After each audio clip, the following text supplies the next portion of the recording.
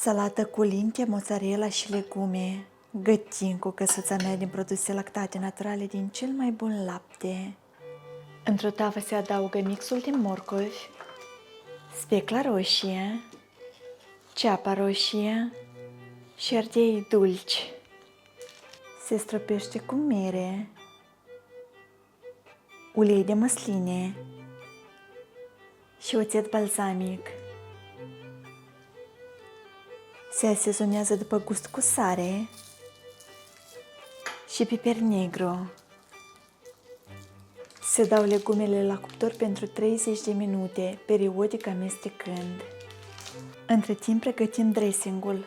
Într-un bol amestecăm uleiul de măsline împreună cu oțetul balsamic.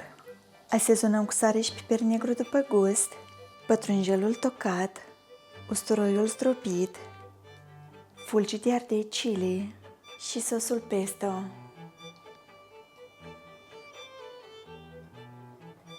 Pentru a asambla salata într-un vas se adaugă spanacul, legumele coapte și răcite, boabele de linte, biluțe de mozzarella.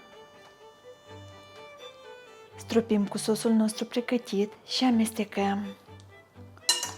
Și savurăm cu plăcere, iar noi vă mulțumim pentru vizionare. Poftă bună!